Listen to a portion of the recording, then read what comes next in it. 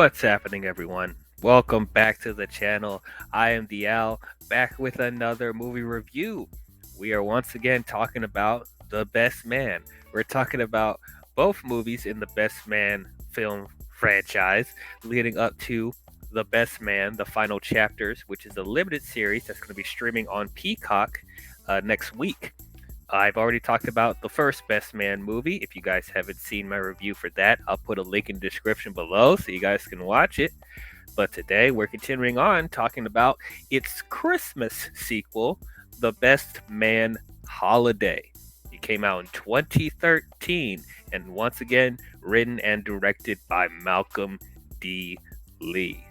So, if you guys seen my review for the first Best Man, you guys would know that I really enjoyed it. I thought it was one of the better black dramas slash comedies out there. I thought all the actors were really good. I thought their characters were very entertaining to watch. I thought they had great chemistry. And I also thought there was some really nice commentary talking about relationships and marriage and how religion impacts that.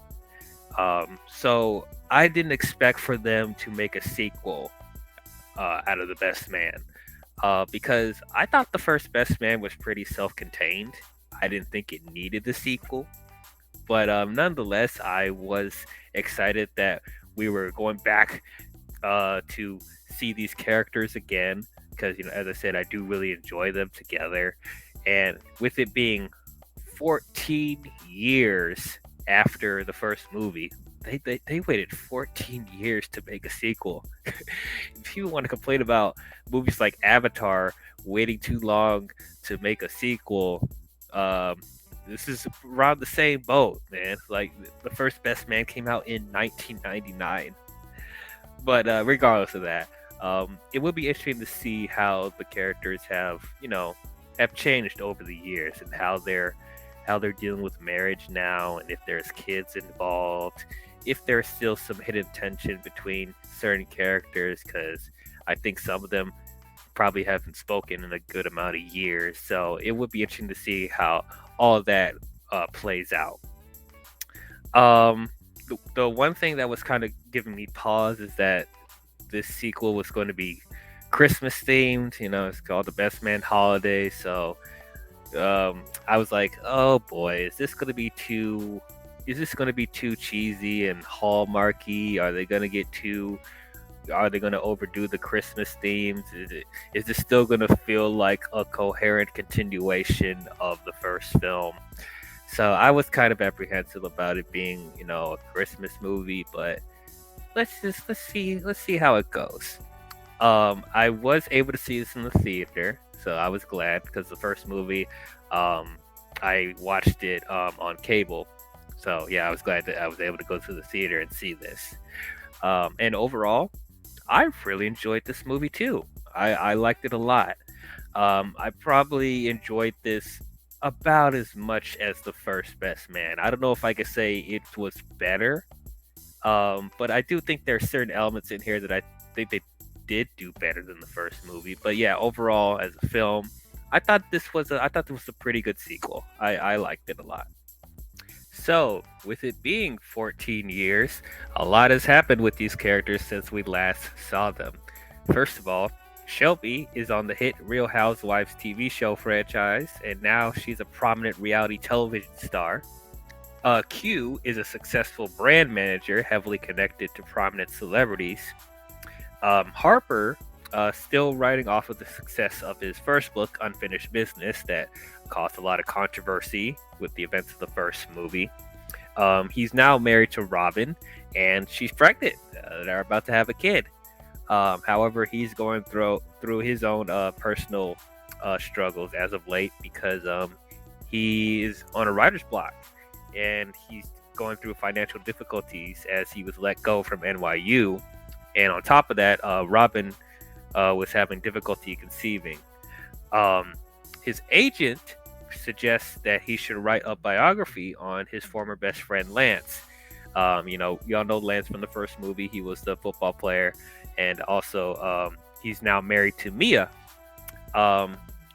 Today he has become the biggest football player in the country. He's about to retire. And as far as the relationship between Harper and Lance, they're on speaking terms, but Lance still keeps his distance because of all the tension and stuff that happened.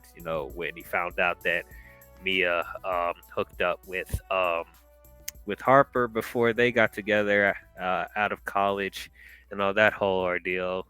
It was kind of pretty messy. Um, but anyway, moving on. Julian is now married to Candy, the stripper from the first movie. But now she goes by Candace, because she wants to be more professional. Because now they're running a re-owned school, and Candace has now become Julian's head of admissions. Um, However, they're going through their bit of controversy as well because Julian's main donor for the school abruptly pulls his funding when he learns about Candace's past as a stripper. And on top of that, Julian finds a YouTube video of her stripping and accepting money for sex at a frat party.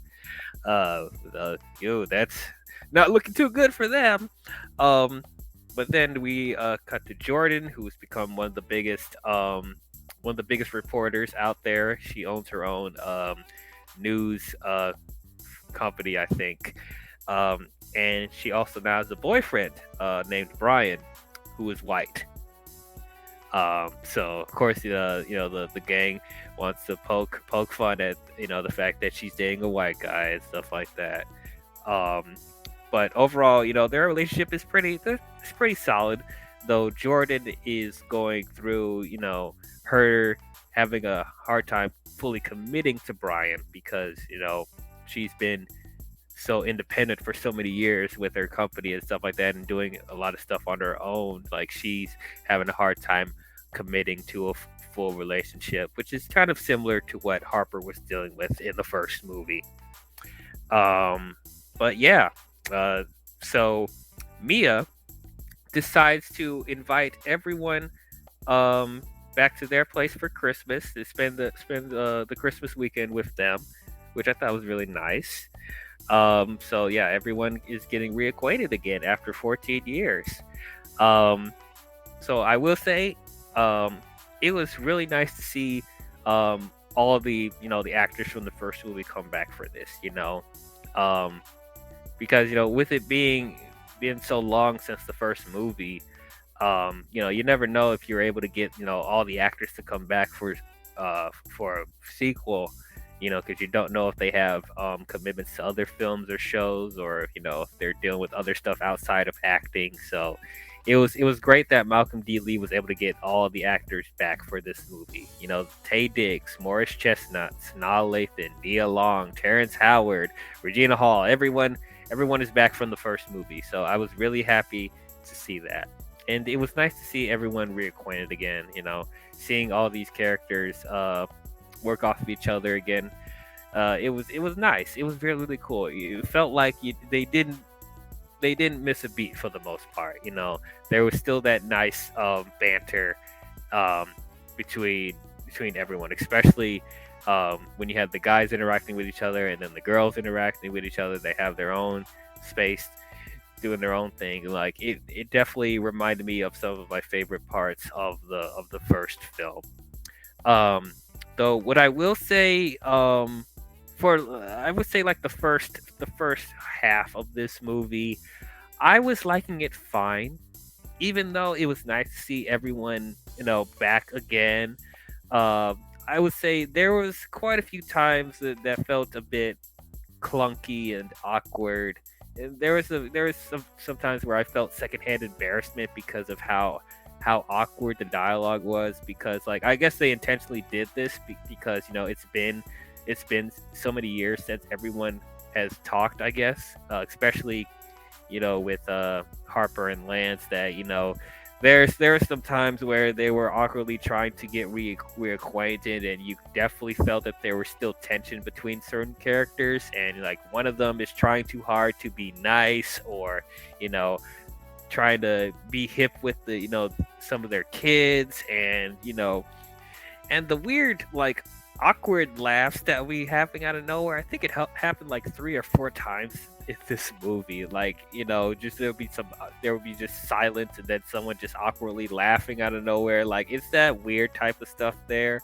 I could tell what they were trying to do, because they were trying to highlight that, these all these guys haven't talked in quite a few years and a lot has happened, and like there's still tension between certain characters. So I guess they were trying to highlight that, but like for me, it was just kind of awkward to watch all of that play out with them slowly trying to get reacquainted, and them people just trying to be nice to each other and stuff like that after everything that's happened from the first movie.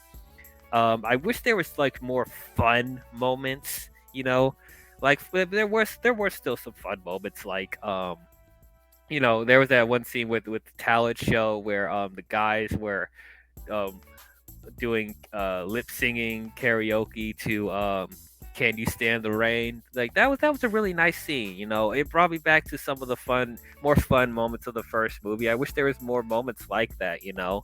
And then of course there were some scenes where everyone's like eating together, or playing pool or stuff like that. Just talking around the table, and then eventually leads to people bringing up people's past, or just eventually insulting each other and throwing shade at each other. And I'm just like, oh boy, is this what we're going to deal with the entire movie? I was hoping the whole movie wasn't like that. The first half of this film overall, it was mostly that.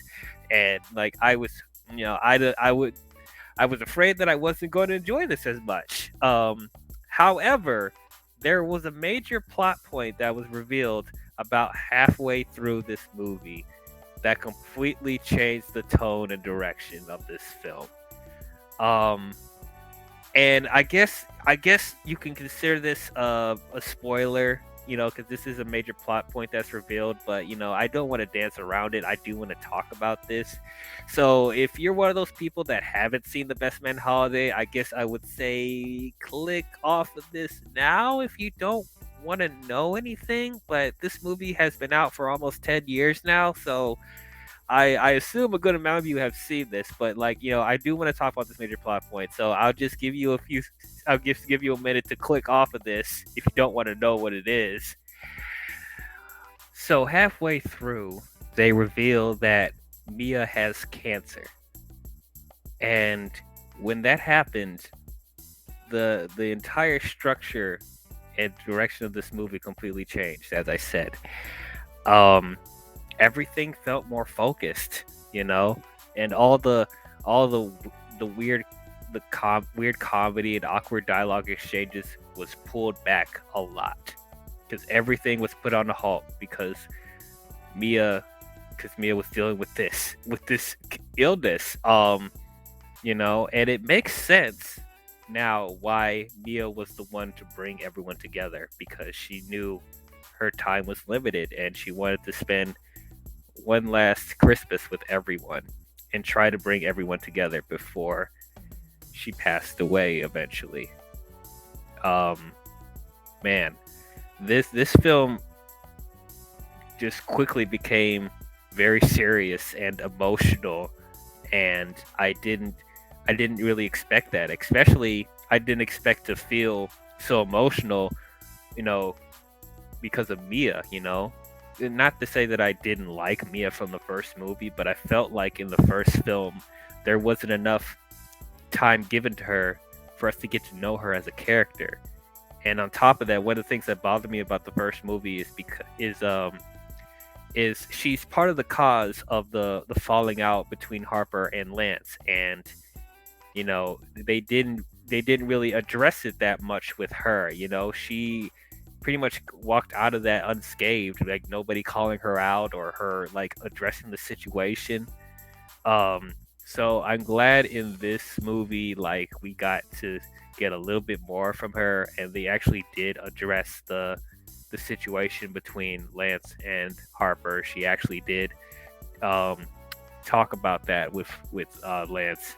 So I'm actually glad about that. But on top of that, it was just it was just really emotional just seeing everyone trying to come to terms with her cancer, especially like with with Harper and Jordan, and it's actually Shelby. Shelby like was also really impacted from this too, where it's like she wasn't being like the narcissistic B word that she was in the first movie. She was taking things more seriously, and she and because of that, she was trying to come to good terms with Julian and Candace because Shelby was still trying to cause a divide between them because she secretly still wants to get with Julian, but you know, all of that was getting in between, her relationship with her kids and stuff like that, her daughter, and it's just like, it was just nice to see, people like that mature, and even Quinn too matured to an extent because of Mia, and I felt like Mia's cancer development was a gift and a curse for these characters because now now it's making the others like actually really think about their time, that they have, and trying to mend friendships and stuff like that. It was just really nice to see, and it just I didn't expect for to feel all of this. Like this was a curveball that I was not expecting from this movie. I thought this was just going to be like just a fun little sequel. It'll probably be a bit sappy and hallmarky with the Christmas theme, and you know th- there'll be some awkward comedy here and there. Like I wasn't expecting it to be get this serious, but it ended up getting really emotional. In quite a few moments in this movie. With Mia struggling to get through the day, and she's getting weaker and weaker, and it's like like she's trying to do all the trying to cook and trying to do her kids hair, putting up ornaments, like you feel the struggle and stuff like that. So it was really effective what they were doing. um on top of that, it was it was good that we saw closure with Lance and Harper, because you did feel like they had the most tension between each other because of the book from the first movie. And, Lance not getting over the fact that Harper and Mia hooked up before.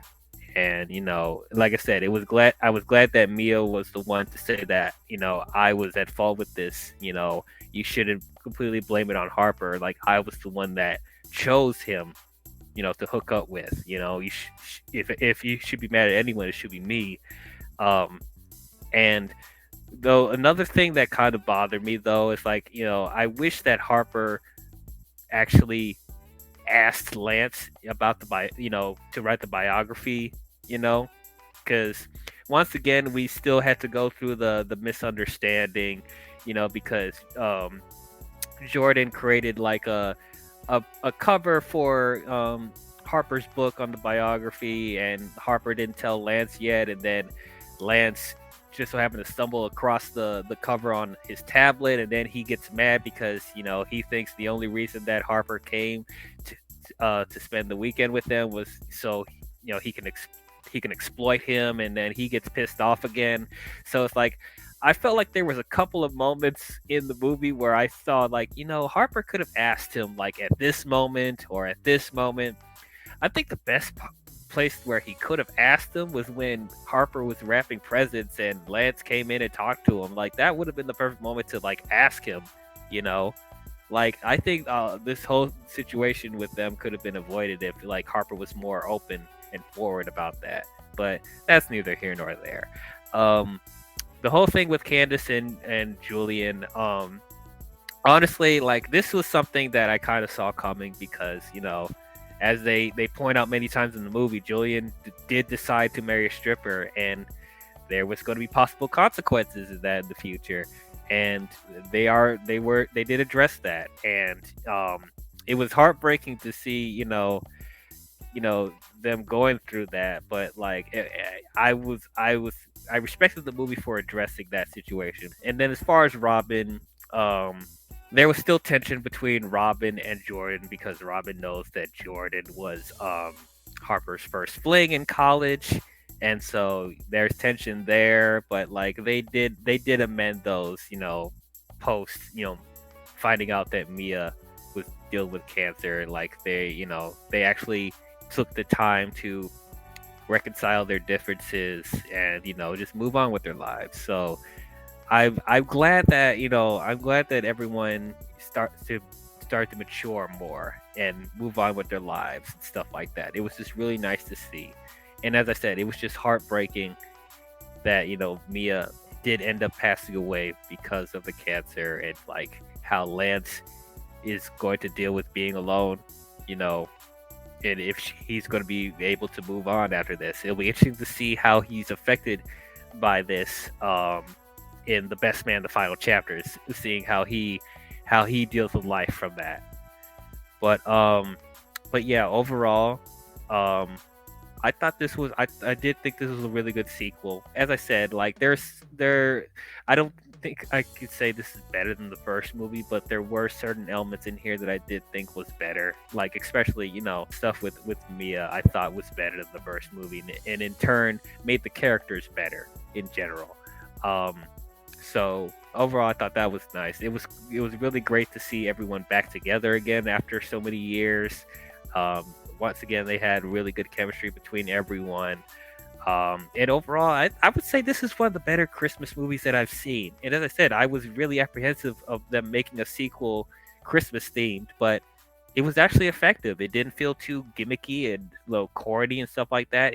It fit in line with the story, So I think this is probably one of the Christmas movies that I will return back to every year. This is one of the better Christmas movies out there for me. But yeah, this was really, really good, and I'm looking forward now to seeing how everyone is in the final chapter. So overall, I will give The Best Man Holiday around the same grade as the first movie. I give it a B plus. Yeah, it's really, really good. But those are my thoughts on The Best Man Holiday. What did you guys think about it? Did you guys love it? Did you guys hate it? Did you guys think it was okay? Comment your thoughts down below and let me know. So, the next thing we'll be talking about is The Best Man, the final chapters, the limited series coming on Peacock very, very soon. So, tune into my review when it comes out. But if you guys enjoyed this review, please don't forget to leave a thumbs up and subscribe to the channel. And if you want to be notified on future videos I'll be doing, please don't forget to hit the bell while you're at it. But that's all I have for you guys, and I'll see you in the next video. Talk to you guys later. Bye-bye.